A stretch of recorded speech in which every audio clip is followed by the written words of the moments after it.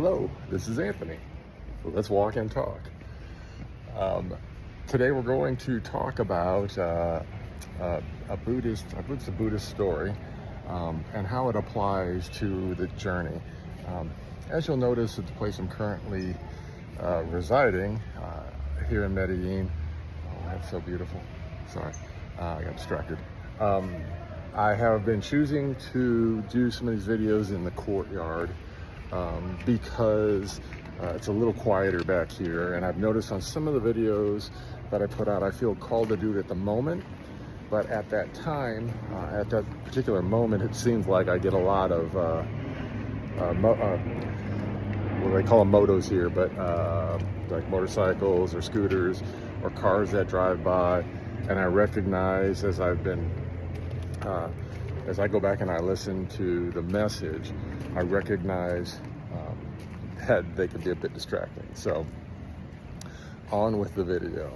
So today we're going to talk about the story, and I'm going to paraphrase this as best I can, but it's an amazing story and I love it, and I want to share it with you in hopes that it'll help you to understand the journey a bit better. So there's a farmer, and the farmer has a son, and the son finds a horse, and so the son brings the horse home, and the village said, "Oh wow, that's incredible, congratulations." And the farmer says, "Good, bad, who's to say?" Then the son decides to go take the horse out for a ride, so he goes and rides the horse, and he comes back. As he's riding back, the son falls off the horse and he breaks his leg.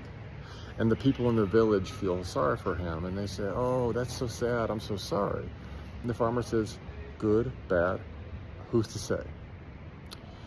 And then the next day, a warlord comes to the village, and the warlord takes all of the young men to be conscripted into the military. And the villagers all look at the farmer and they're like, "Oh, you're so lucky that your son broke his leg." And the farmer replies, "Good, bad, who's to say?" You see, this is the journey. This is part of the journey. You know, at times, and we've had this, I believe we've had this discussion. I tell you that there is no good or bad. There just is. And people hear that, and a lot of times are triggered. They'll have a visceral reaction to that. They'll say, "Oh, well, no, there's definitely bad, there's definitely good." And you see, this story really outlines and dictates that you don't really know what's good or bad, okay? What it really dictates is it dictates that what's actually occurring is how you've been programmed, how you've been raised, your experiences in life. That is what has you define whether something is good or bad. And when you don't take the time to explore why you have that belief system and question yourself as to why you believe certain things, it is one of the ways that locks you into the illusion of the ego, of self. It locks you into a paradigm which creates a scenario where you can be more easily controlled and manipulated, which is an important thing to understand, especially in this day and age. As many of you may have seen, I did a video and it talked about, it was media and religion and bears, oh my. It was just a little, I wouldn't call it a joke, I'd call it a play on a term. And the purpose was to help you to understand that as you continue to choose to consume the news and consume the narrative that's fed to you, you continue to be manipulated to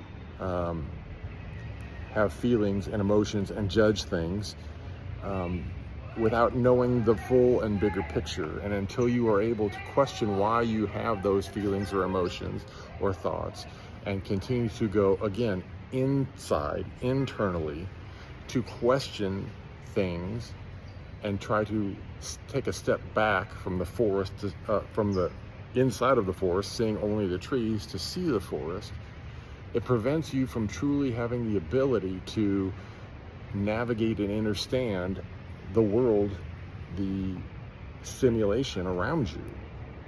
And it keeps you stuck in a loop. You see, there's also a saying, and you know, I bring these things up sometimes. You know, I've got a few videos I've done, and I've recognized that some of the videos, when I feel like I'm trying to produce content to help you on your journey, I recognize that part of this walkabout for me is that these things are arising because I interact with people, and as I interact with them, it's almost as if the question arises for the content.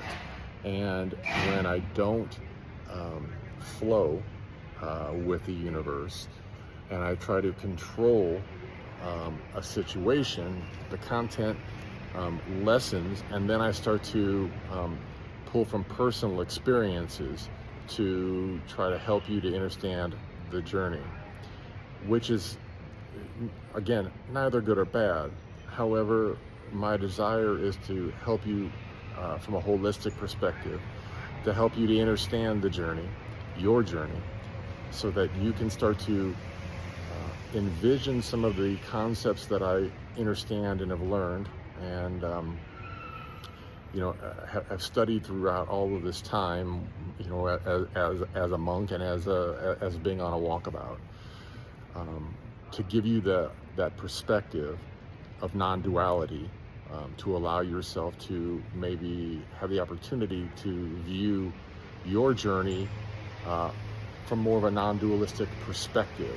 And the value in being able to do that is it allows you to see your journey, and it allows you to see the lessons that keep coming up that sometimes you find yourself in, and you're not sure exactly how you've missed the same lesson over and over again. You see, there's a saying, and I'm not sure who said or where it comes from, but it's something to the effect of, those who do not understand their history are doomed to repeat it. It is the same exact concept in essence.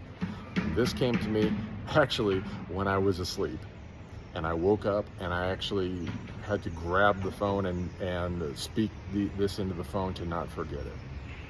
It's the same thing as the story I just shared with you. You see, the purpose of understanding history so you don't repeat it isn't about history needing to repeat itself. It's about us as a collective to learn from the lesson that happened before, so that we don't continue to repeat the lesson. Once you pass the test and you learn the lesson, then you're not required to keep repeating that lesson, and so the universe doesn't continue to present you with that lesson. We've talked about this. How many people, how many have you known, whether you are willing to admit it in yourself or whether you see it in your friends, and we've talked about this in the past, where they date different people over and over and over again, but in reality, they're really dating the same person. They're dating the same person. What they're dating is they're dating the trauma that they're supposed to learn from and heal in order to not continue down that loop. But they don't see it as what's actually occurring. But you as a friend can see it for them. Maybe you can see it for yourself, maybe you can't see it for yourself. The moment you start to see it for yourself is the moment you go, you know what? I'm going to take responsibility for that. I'm going to hold myself accountable, and I'm going to do the work so I don't have to continue to repeat this lesson.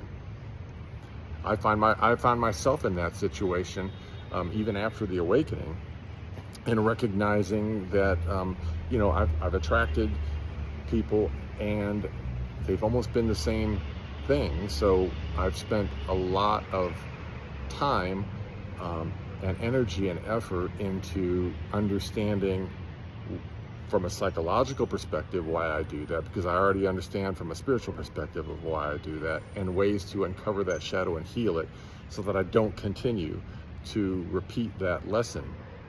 You see, part of the spiritual journey is it's mastering self, okay?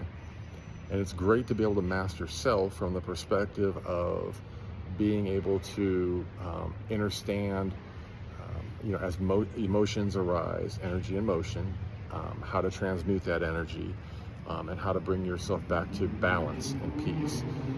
The difficulty is the mirrors that are all around us, which are other people, and learning then to master yourself in relation to your other selves, to the mirrors, to the illusion around you, to be able to understand that these mirrors, again, are helping you to heal the continued loop that happens. Some might call it a karmic loop.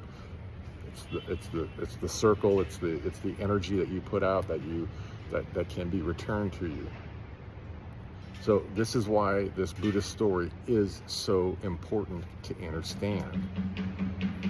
Because once you understand that your judgment is what creates your belief in terms of what is good or bad, it allows you to understand better what has created the circumstance in which you judge. And then it allows you, every time a judgment starts to come up, to review why you feel that way and whether it is something that you really believe or something that you were programmed with or taught, and then allows you to heal that and overcome it so that you can be more of a sovereign and free being on this journey. So, what say you? Does this resonate with you? Because, that story truly resonates with me. I used to, one of my mentors told a story about that there just is a long time ago. Quickly, her example was two people, a woman's gonna have a wedding in a field. The day of the wedding, it starts to rain. She's upset, thinks it's a negative because it's raining and it's gonna ruin her wedding. Yet the field is owned by a farmer. They've been in drought. The farmer is actually happy because of the rain, because now his crops will grow. From his perspective, it's a positive thing. But yet, it just is. It just rained. That's what it did. But the two people with the two different purposes and perspectives, they view it differently. So I hope that this helps. Again, but what say you? I'd love to hear your thoughts on this. I'd love to hear how this might be applicable in your life. And as always, if you enjoy this content, please like, share, and subscribe. I am grateful. Until I talk to you again, peace, love, light. I hope you have the most amazing day.